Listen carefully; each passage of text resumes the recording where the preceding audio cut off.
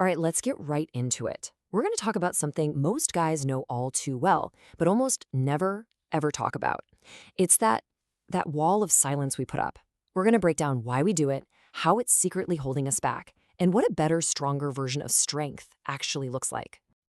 Just let that one hang in the air for a second. It's a pretty intense way to put it, but it hits a nerve for a reason, right?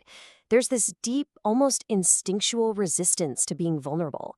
This feeling that it's literally safer to risk a car crash than to say what's really going on inside. But why? Why is that? Well, here's the thing. This silence, it's not actually our default setting. It's not natural. It's more like a performance, a role we've all been taught to play. Let's call it the silence performance. It's this whole act we put on to look like we're strong and in control. Okay, so if it's just a performance, why does almost everyone do it? Why is it so hard to just stop? The answer comes down to one really, really powerful social force. It's all about stigma. That's the root of it. It's this deep fear of what other people will think, the fear of being judged, of being shamed or seen as less. That fear is what fuels the performance and keeps our mouths shut. And let's get specific here. We're talking about that gut-level fear of looking weak in a world that's constantly telling you to be tough. It's that massive pressure to be the strong, silent type. It's trying to dodge judgment from our friends, our family, everyone. And maybe the biggest one of all, it's not wanting to feel like you're a burden on anybody. All of these things just lock that silence in place. So, now we know why we do it. But it's time to start pushing back on the idea itself. What if this whole definition of strength we've been fed our entire lives is just wrong? For generations, the math has been simple, right? Silence equals strength. End of story. But the reality, the thing we're all starting to figure out, is that they're not the same thing, not even close. It's time we all just admitted that the myth is just a myth. And get this performance, it's doing the exact opposite of making us stronger. It cuts us off, it prevents real connection, and mentally, bottling everything up just cranks up our stress levels and stops us from actually dealing with our problems. And if you're not dealing with your problems, you're not growing, it's basically putting a ceiling on your own potential. So if the old system is broken, what's the fix? What's the alternative?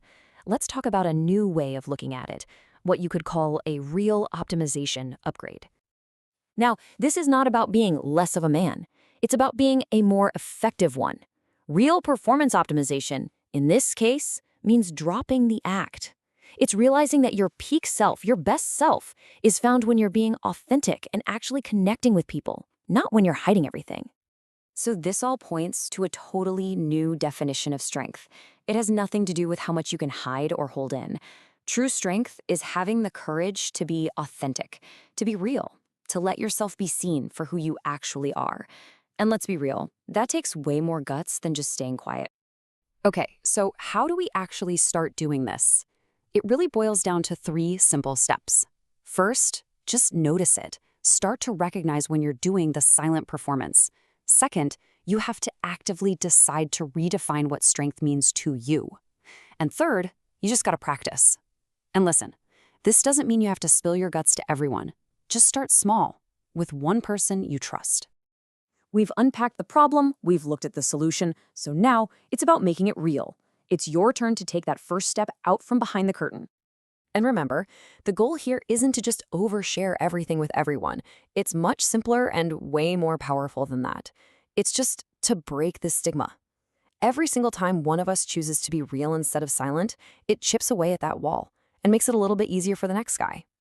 So I'll leave you with this question to really think about. Seriously, take a second. What is one thing, just one thing, you genuinely wish someone would just ask you about? Let that question sit with you for a bit, because whatever your answer is, that's the perfect place to start.